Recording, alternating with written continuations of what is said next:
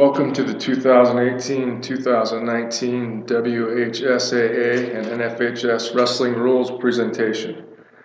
This is a requirement for all head coaches and officials. Some WHSAA rules reminders: head coaches must pass the open book exam with 80%, which is on our website, before their first contest. The platform has changed a little bit. The exam will be through the NFHS, but it's located again on our website. Officials must pass the open book exam as well through arbiter before their first varsity match. The closed book exam date for certification or recertification is Tuesday, November 27th. Please make arrangements with your local AD to take the test. Again, we'll have our officials pass, which is available for $25. And that is good for all WHSAA events, including regional and state tournaments. We will have our mechanics camp again in Glen Rock on November 17th, and that'll be in conjunction with their middle school wrestling tournament. So if you need the camp, sign up as soon as possible. And lastly, of course, we need to keep recruiting officials. It's all of our responsibilities. I think in the sport of wrestling, we do have some good young folks coming up, but we need to continue to get as many folks involved as possible. Weight management for coaches. The assessment date is Friday, November 30th, and I will send some information out in the near future. Make sure, coaches, you update your roster on track wrestling, and login information will be sent out in October through track wrestling. Same procedure as the past. Fill out the weight management permit for each kid. We'll do the height, hydration, then the body fat assessment using the TAKEDOWN scale. NFHS writes playing rules for 17 sports, including the sport of wrestling. Ebook is available if you're interested as an electronic version. The cost is $6.99. Guidelines for schools and state associations for accommodations. Coaches, if you have an athlete that you feel needs an accommodation, please contact me. We'll work through it and try to do our very best to make sure that athlete gets a chance to wrestle. Wrestling rules changes.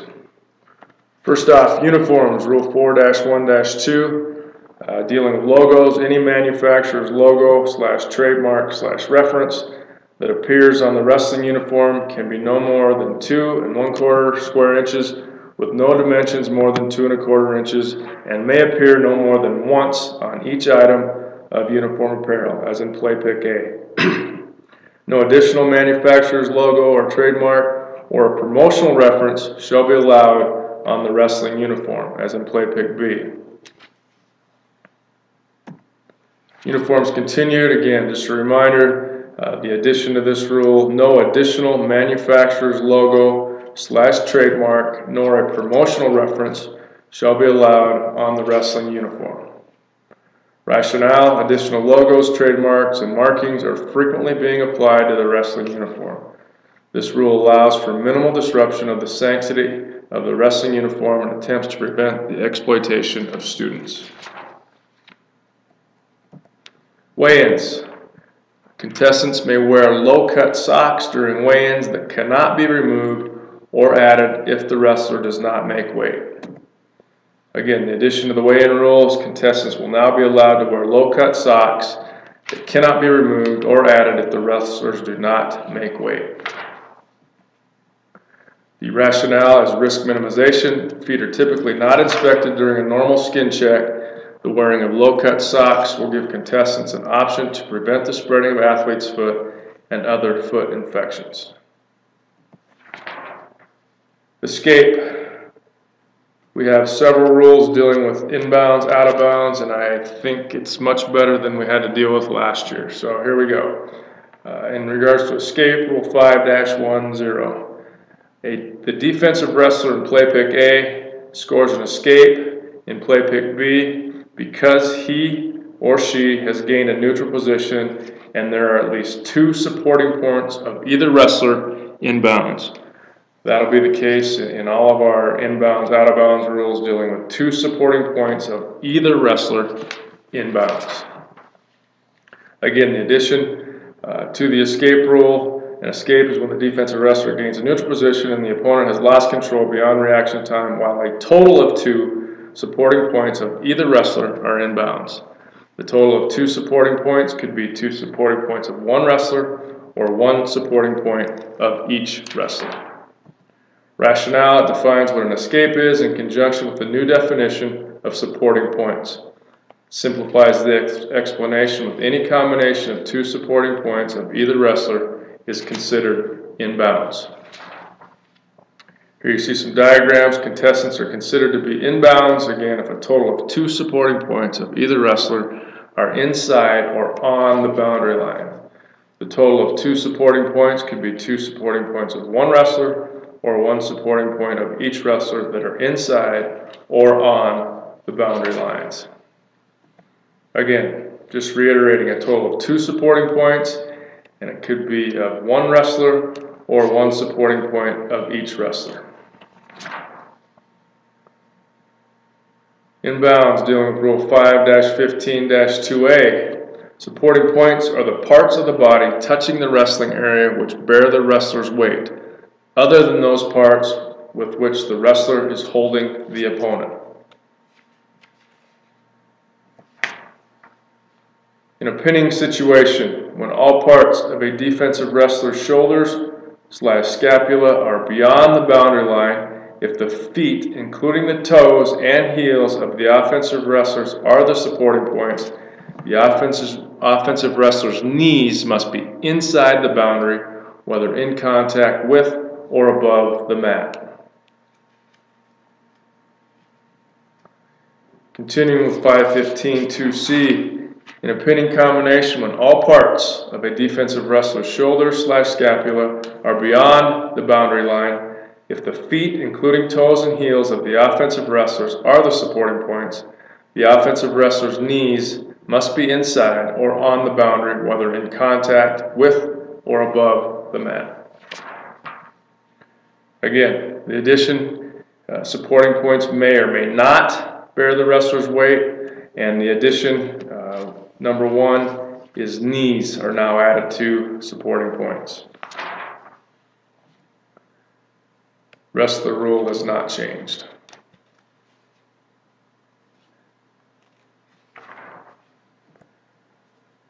Continuing on with near fall inbounds, near fall points or fall shall be earned only while the supporting points of either wrestler are in bounds.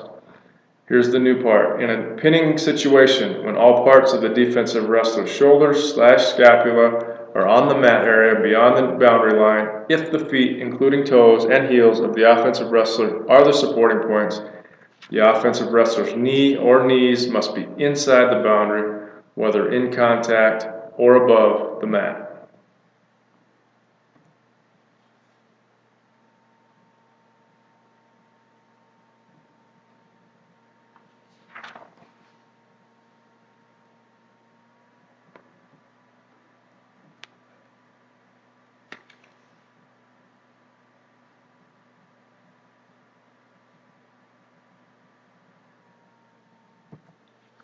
Continuing on, inbounds 5-15-3, the total of 2 supporting points could be 2 supporting points of one wrestler or 1 supporting point of each wrestler that remains in bounds. If there is no action at the edge of the mat, the referee shall stop the match.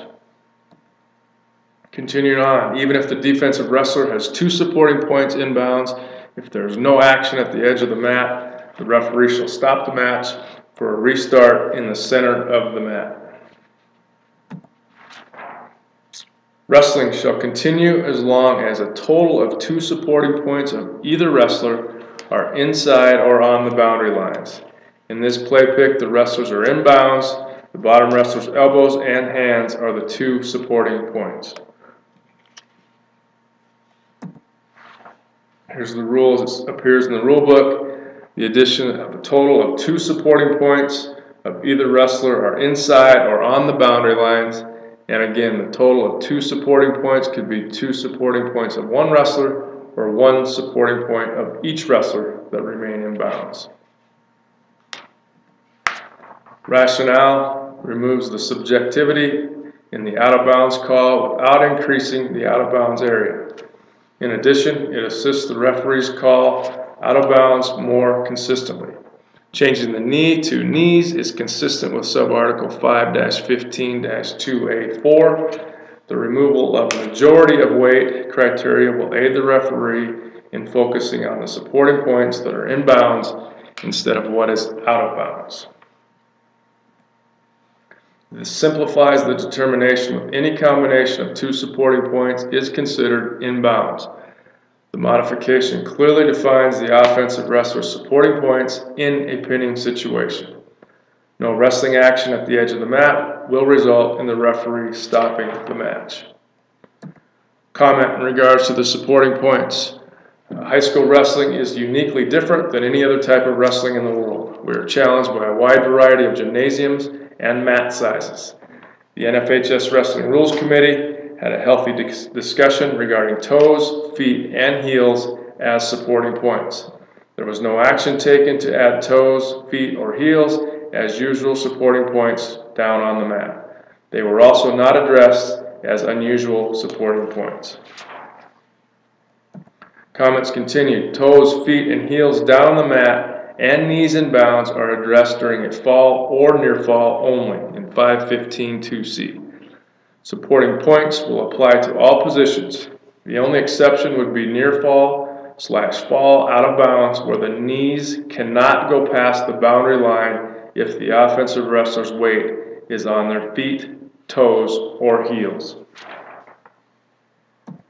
Out of bounds continuing with 5.18. Out of bounds occurs when there are no longer two supporting points inside or on the boundary line. The total of two supporting points, again, could be two supporting points of one wrestler or one supporting point of each wrestler inside or on the boundary line. As it appears in the rule book, you can see the addition when there are no longer two supporting points inside or on the boundary line, and the same verbiage, the total of two supporting points could be two supporting points of one wrestler or one supporting point of each wrestler.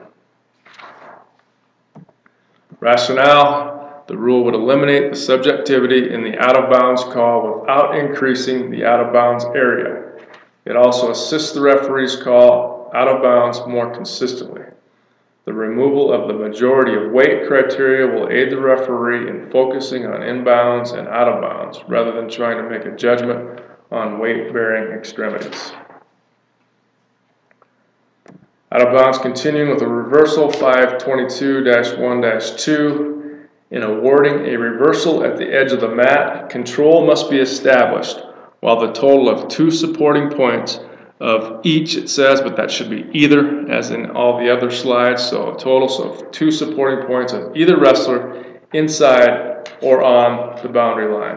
Total of two supporting points could be two supporting points of one wrestler or one supporting point of each wrestler inside or on the boundary line, or while at least the feet of the scoring contestant finish down on the mat in bounds. As it appears in the rule book, same verbiage, the total of two supporting points are inside or on the boundary line, and then again the two supporting points statement. In awarding a reversal at the edge of the mat, control must be established while the total of two supporting points of each wrestler inside or on the boundary line. Again, the total of two supporting points could be two supporting points of one wrestler or one supporting point of each wrestler. Rationale is the same. The rule defines what a reversal is in conjunction with the new definition of supporting points. Okay, that ends the inbounds, out of bounds rules section. I think it definitely clears it up compared to what we had to deal with last year. So moving on to stalling, 5-24-3E. F, from a neutral position, the wrestler from behind is stalling if he or she pulls their opponent out of bounds off the mat.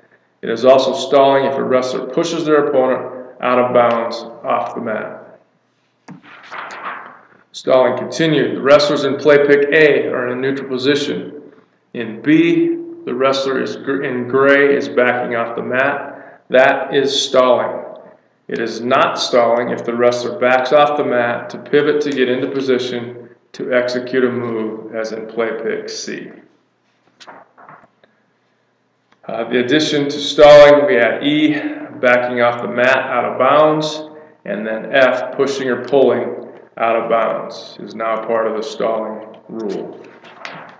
Rationale, the addition of these two criteria has contributed to keeping the action within the boundary lines at different positions. This modification of stalling in the neutral position has made the stalling call an easier call for the official with definitive language as a guide.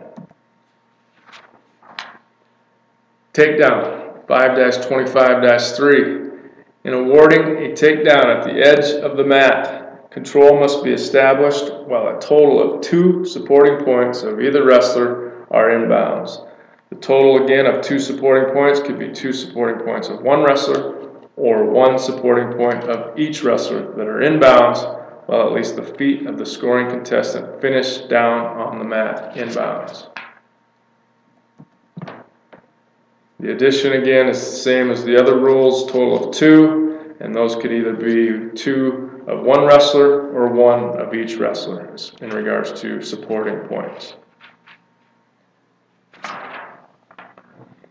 In awarding a takedown at the edge of the mat, control must be established while a total of 2 supporting points of either wrestler are in bounds.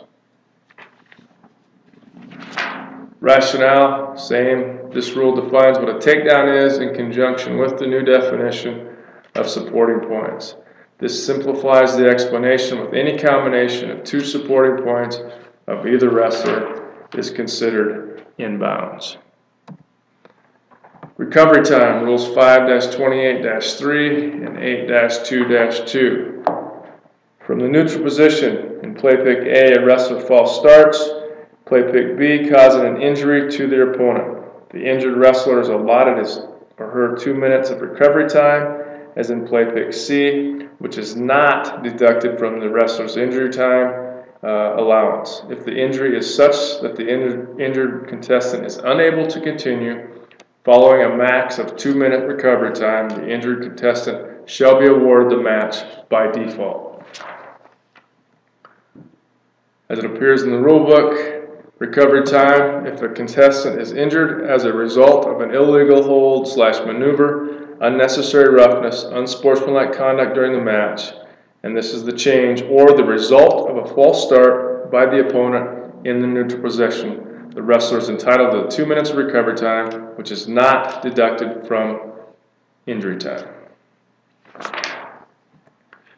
Continuation, again, same rule. If a contestant is injured as a result of an illegal hold or maneuver, unnecessary roughness, unsportsmanlike conduct, or the result of a false start by the opponent in the neutral position, to the extent the injured contestant is unable to continue following a max of 2 minutes recovery time, the injured contestant shall be awarded the match by default.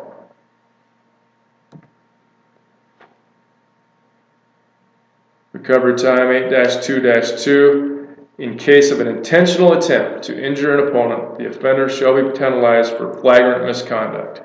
Recovery time for injury because of an illegal hold or maneuver is not deducted from the injury time. An injured contestant cannot take injury time immediately following recovery time. Rationale, clarification that if a wrestler is injured because of the opponent's false start in the neutral position, then the injured wrestler should be accommodated with recovery time as part of the existing criteria. Illegal hold/maneuver, Rule 7-1-5Q. Under the illustration sections in the back of the NFHS wrestling book, illustration number 83, 7-1-5Q, the back bow is illegal as illustrated by application. And the following words have been stricken from last year's rule book: when the pressure is toward the head, whether the defensive wrestler is on his or her stomach or hip. The rationale is in the body of Rule 7. It is denoted that the back bow is an illegal hold/maneuver. It does not stipulate that it is illegal conditionally if pressure is applied. If it is applied, then it is illegal. Again, the back bow is illegal, period. Another illegal hold / maneuver, 7-1-5Y. I have never seen this, but apparently it's out there. The Nelson cradle is illegal. It is a combination made up of half Nelson on one side with a locked cradle from around the neck with the far side knee. The crotch of the knee acts as the other arm or the armpit to complete the full Nelson pressure on the neck and throat. Again, illegal. Never seen it. Rationale modified that the Nelson cradle is an illegal hold / maneuver. The Nelson cradle is a combination made up of a half Nelson on one side with a locked cradle from around the neck to the far side knee. The crotch of the knee acts as the other arm or armpit to complete the full Nelson pressure on the neck and throat. Also, the action occurring on the lower spine as the knee is brought up the head is dangerous. When the move is finished, the offensive wrestler can either roll it over or draw it backwards. Unsportsmanlike conduct, Rule 7-4-2, repeatedly dropping to one knee or one hand to break locked hands is to be ruled unsportsmanlike conduct. In Article 2, we have the addition: unsportsmanlike conduct involve physical or non-physical acts, and they can occur before, during, or after a match. It includes, but is not limited to, such acts as failure to comply with the direction of the referee, pushing, shoving, swearing, taunting, intimidation, baiting an opponent, throwing ear guards or any other equipment, spitting, and the clearing of the nasal passage in other than the proper receptacle, repeatedly dropping to one knee or one hand to break locked hands. That's the addition. And then the rest of the unsportsmanlike conduct rules on the top. The rationale: repeatedly dropping to one hand to force an opponent to break locked hands happens just as often as repeatedly dropping to one knee. There's no difference between the two acts. Therefore, the hand is now considered unsportsmanlike. This has been enforced by many officials without proper rule coverage. This conduct is now being addressed in the rules book. That concludes all the rules changes. Now we'll go through a few points of emphasis. Some of them are the same as we've seen for the last several years and probably will be in there forever. The first one, in regards to cleanliness. This is critical to our sport moving forward. So coaches, please make sure you're doing your best. Among the ways to prevent the spread of communicable diseases, number one, clean the wrestling mats daily with a solution of 10 to 100 bleach and water. Maintain proper ventilation. Clean all your workout gear. Require each wrestler to shower after each practice and competitive competition with an antibacterial soap. Do not share bars of soap. Use individual soap dispensers. Again, we got to do our very best to do anything we can to eliminate skin infection. Cleanliness of uniforms and pads. Communicable diseases are a major concern in wrestling. Preventing the spread of communicable diseases is to properly clean all the mats, uniforms, and pads. Again, a 10% household bleach works effectively. Commercial disinfectants are also available. Be sure that they are effective against viruses, fungi, and bacteria. Continuing on, one of the keys to preventing the spread of communicable skin conditions is to have the wrestlers refrain from sharing soap, razors, or towels. It is imperative to clean the wrestling equipment and clothing daily. Towels, uniforms, any clothing, headgear, shoes, knee pads, even bags that transport equipment. Emphasize the importance of showering with soap and water. If shower facilities are not available, then use baby wipes to clean any exposed skin after practice and competition. Coaches or athletic trainers should perform daily skin checks. Wrestlers should not share practice, competition, or gear, towels, or any personal hygiene products. Wrestlers should refrain from cosmetic shaving parts of their body other than their face. Wrestlers should clean hands with alcohol-based gel prior to every wrestling match to avoid bacterial loading. Stalling. Wrestling is an aggressive endeavor and should be coached and executed in that manner. It is expected that wrestlers stay in bounds and compete. There is no passive wrestling. There are no provisions in the rules to allow a wrestler to rest. Backing off the mat out of bounds, pushing or pulling the opponent out of bounds, hands locked around the leg of an opponent without the intent of taking him or her down or preventing the opponent from scoring is considered stalling. The referee should be firm and consistent in enforcing the letter and spirit of the rule. Special equipment. Special equipment is defined in Rule 4-3-1 as any equipment that is not considered by rule. All special equipment should be presented prior to stepping on the mat to begin wrestling. In fact, it is a requirement by rule that the referee will decide on the legality of such equipment. Any equipment that prevents normal movement of the joints and which prevents one's opponent from applying normal holds, maneuvers should not be allowed. It is reasonable for the wrestler to present his or her special equipment during the weigh-in or skin check period. The piece of equipment to the left, I'll go back to the photo in just a second. The piece of equipment to the left is a knee pad. The piece of equipment to the right is a leg sleeve. So here on play pick on the left is a knee pad, and then on the right is a knee sleeve. So it's the last part of this rule. It is up to the discretion of each high school state association to decide if they allow the leg sleeve that are presented in their state. At this time, we are considering the leg sleeve to be illegal. Again, the knee pad on the left is legal. The leg sleeve will be illegal in our state and many, many other states. So at this point, the leg sleeve is illegal.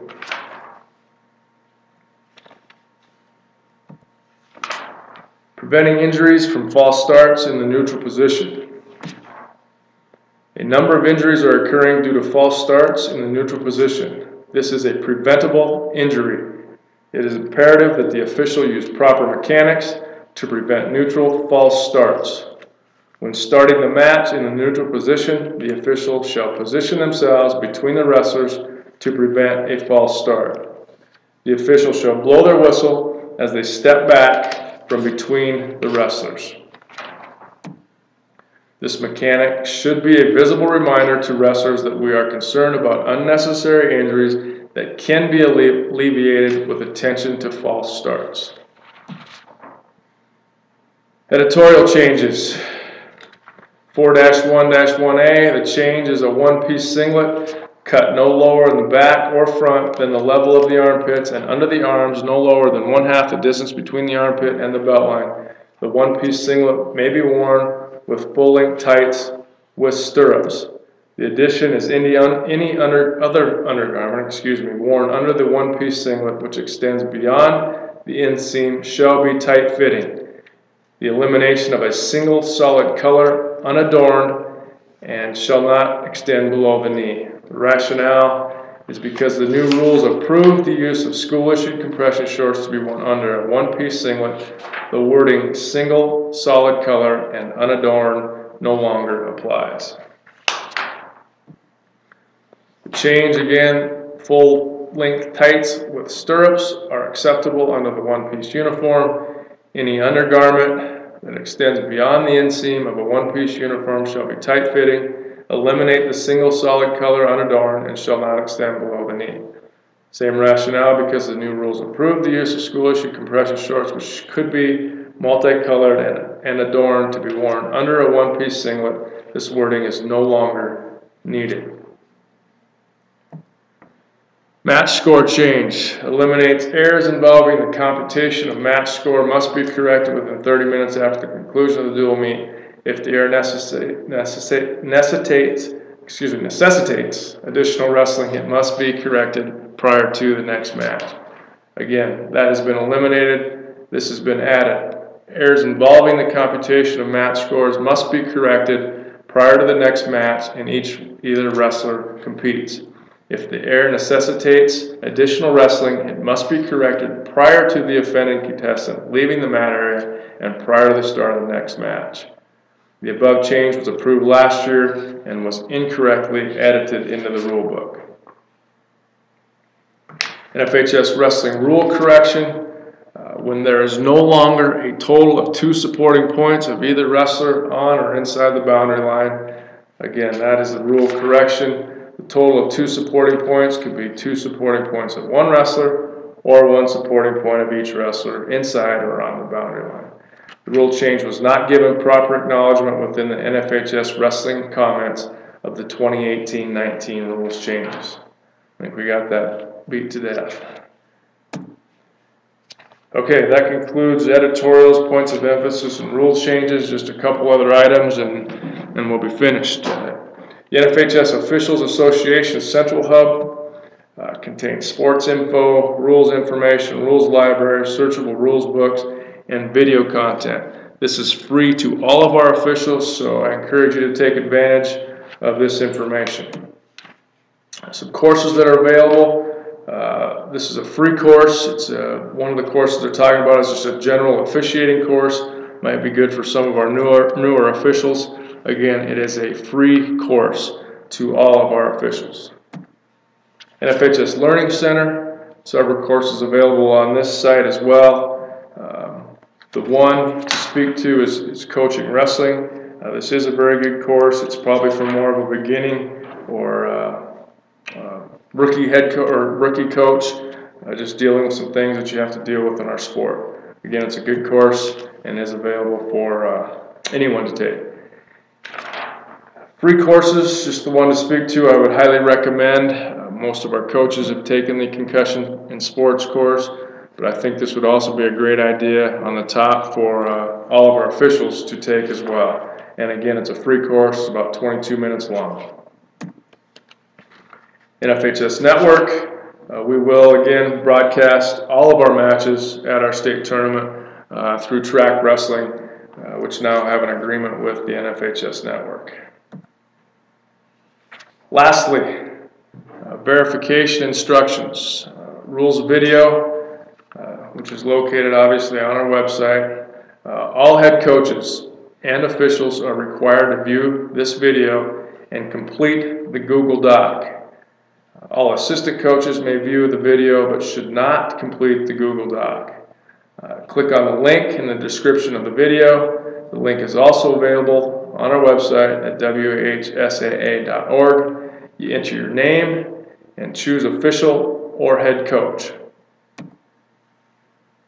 That concludes the wrestling rules presentation. I hope everyone has a great season, and if you have any questions, please feel free to contact me anytime. Good luck again and have a great season.